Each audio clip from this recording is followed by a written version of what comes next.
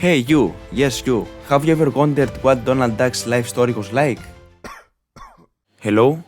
Anyone? Donald Duck has quite an extensive history in media. His first appearance was in a 1934 Disney cartoon, and since then he has been in a lot of cartoons, movies, series, and even comics. In case you didn't know, a lot of comics have been made under his name. The first one being a story that was written by cartoonist William A. Ward and published as a newspaper strip in 1937, but the most influential person to make Donald Duck comics was definitely Carl Barks. He was the creator of Scrooge McDuck, as well as many other characters that shaped the so-called Duck mythos. Many creators that followed him used his established characters as a basis for their own stories. One of those creators inspired by Barks was the Italian cartoonist Marco Rota. Starting in 1974, he made quite a few Duck stories, with the most significant for this video being the 1984 story called Buon compleanno Paperino, or Happy Birthday Donald in English. It was a story meant to celebrate the 50 years of Donald Duck media, and for that reason he decided to make it an origin story, detailing key moments from Donald's life. I personally found some of the choices made for these moments to be kind of bizarre, to say the least, but I think it will be fun to take a look at them and break them down. Quick disclaimer, I will be using my Greek version of the story because I don't know Italian, and as far as I am aware, there is no official English translation. I don't think there will be many changes in the context of what we are going to discuss, but if any viewer familiar with Italian version spots any differences in the meaning, be sure to tell me in the comments. So, with all that out of the way, join me as I take a deep dive into the backstory of Donald Duck. The framing device of the story is that a reporter, while riding on a helicopter, sees Donald and his nephews in the rooftop of a skyscraper and lands there to greet them. After some convincing, he eventually gets to interview Donald about his life. It is a decent setup for this type of story, and the added element that sometimes Donald is lying about his accomplishments to benefit his image is a funny touch, even if it gets a bit repetitive by the end. The first thing we get to see about Donald's backstory is his birth. During a violent storm, the branch holding up his nest breaks, letting his egg fall to the ground and crack open, revealing a baby Donald. The baby then crawls its way to the road, where two mysterious figures stumble upon him. Okay, stop. I don't know about you, but I have a few questions about the logic here. Why is Donald's egg in a nest in the forest? I thought the concept behind this whole duck universe was that the animals were sentient and had developed cultures in a similar way to humans. So why are ducks making a nest outside when they have homes, hospitals, or any other kind of facilities? Facilities that can protect your eggs from natural phenomena like, you know, a violent storm? Are you actively trying to put your children in danger? According to the behind the scenes pages of my 2009 copy, apparently the egg thing was a reference to a Donald Duck biography from 1941. They do include a snippet of it here, translated in Greek, and there is a mention of a storm and Donald's egg breaking. However, I would say that the execution is better in the biography than in the 1984 story, because here we can at least infer that Donald was abandoned on purpose, based on the wording of the text and the fact that there is no mention of a nest. If you wanted to abandon your egg in the forest, I don't think you would care enough to build a nest for it in a tree to keep it safe. I find it very funny how many holes a single panel can create to our understanding of how this world operates. I mean, it is not like the world made that much sense in the first place, because it is a universe where some animals are sentient like humans, while others are not, and sometimes this dichotomy is even shown to be true between the same species. Also, we have humans living among the animals, which is a whole other Pandora's box of questions that we will not open, but with all these elements, we can at least accept them as part of the premise, as long as the story doesn't specifically draw attention to them. This comic, however, does kind of draw attention to them. Donald's entire origin is kick-started by the nest incident, so we do need logical answers to the questions raised about the world. Are there any valid answers? Well, not really. I thought of two possible explanations, but I don't believe they fully work. First of all, before Donald starts the narration, he says that this particular event was told to him later on by the people who found him, so maybe we can say that they lied. I lied. Though I don't see the motive behind them doing so, and also this theory isn't supported anywhere in the story. Secondly, we could say that yes, ducks usually do take care of eggs in their homes, and this is an exception because Donald's parents might have tried to hide him to protect him, Kung Fu Panda 2 style. Maybe this is the reason why we don't see them anywhere in the comic. This is a creative theory, but once again there is no hint of it in the story, so it could either be completely true or completely false, and we have no way of knowing. Sorry. Continuing the backstory, the people who found Donald turn out to be Scrooge McDuck and Grandma Duck. Scrooge is Donald's uncle and the richest duck in the world, and Grandma Duck, well, it's self-explanatory, she's Donald's grandma. Her actual name, by the way, is Elvira or Elvira Coot, according to the duck canon, but for the sake of convenience, we will stick with Grandma Duck. This is where another bizarre moment happens. So, you would assume that them having the titles uncle and grandma means that they are not super close relatives, like siblings for example.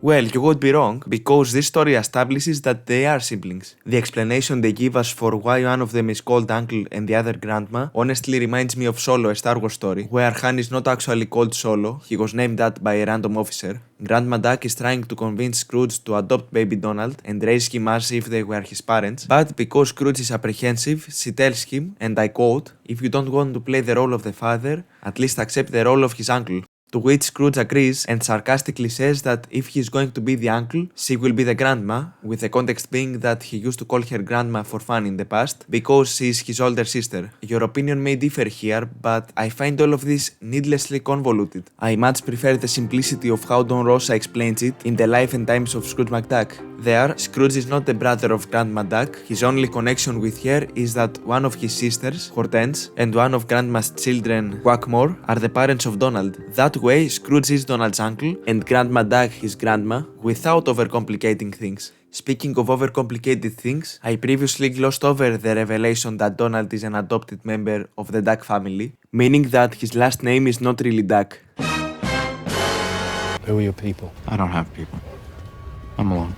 But wait, we are not done, because a few pages later, we learn that Donald really is biologically the nephew of Scrooge. You didn't expect that, did you? Hold on a second, what are the odds that out of all the people that could have stumbled upon baby Donald, it was Scrooge, and that out of all the titles that he could have been given, it happened to be the one that is biologically true? Donald must be a very lucky duck. I don't know if this is truly the case, but it does kind of feel like this moment was a later addition to the story. Maybe Mr. Rota thought that fans would find it weird that Donald is not biologically a member of the Ducks and decided to reverse the change by saying, "See, he's not a stranger, he really is the nephew of Scrooge. The canon is saved. You can just begin the story with Grandma Duck raising Donald. It is much more simple and effective and removes all the confusion that accompanies the previous pages." I will say though, I do find it really funny that the first thing Scrooge does after this revelation about Donald is to reduce his payment. The timing of the joke is great. Now that we finally addressed that, there is not much more I can say about the rest of the backstory without it being a basic plot summary. It is pretty much everything you would expect it to be if you are familiar with Donald's history. We see him looking for a job in Duckburg, funny misunderstandings happen, he later meets his nephews as well as Daisy, he joins the army during the war.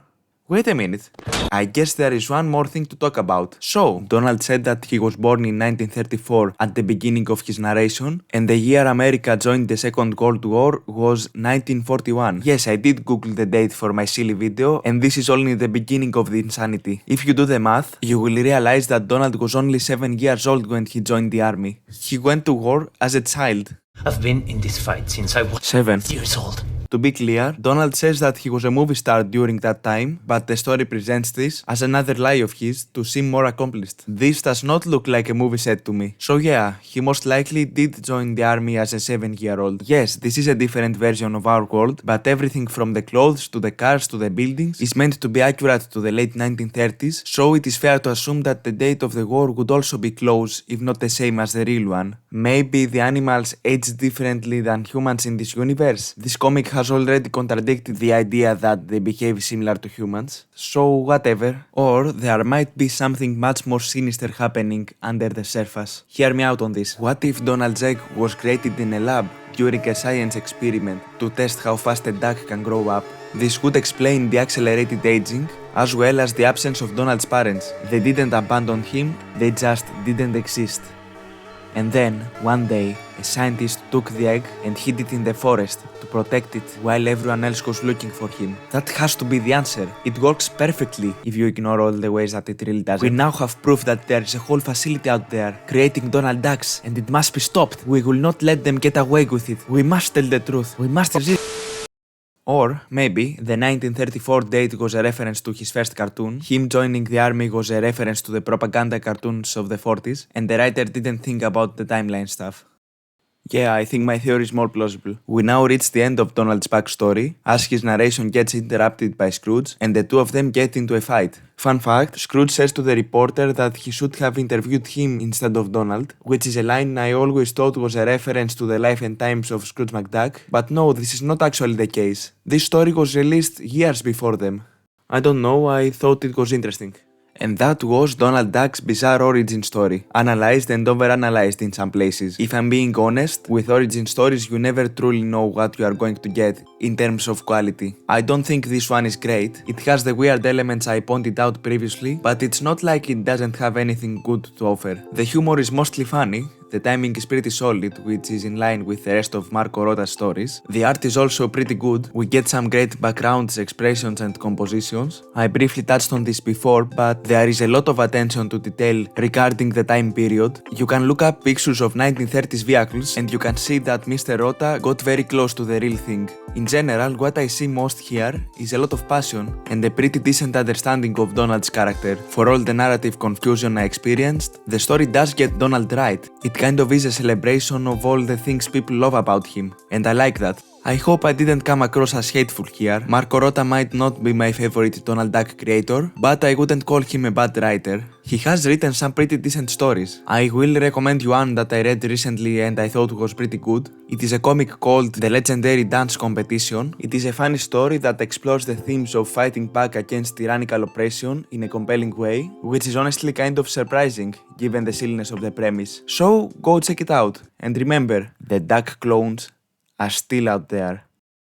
Thank you so much for watching. It is really fun to talk about less well-known stuff that I am passionate about. For any of you that found this video interesting, you will hopefully be pleased with the idea that I am going to make more in the same fashion as this. I have been working on a Scrooge McDuck analysis for a while now, and it might be released in 2027, but because I know myself, I will not give you a definitive deadline. So yeah, you can look forward to videos like this because I like making them. That is all for now. Goodbye and have a nice day. Get ready for the storm. I am the storm.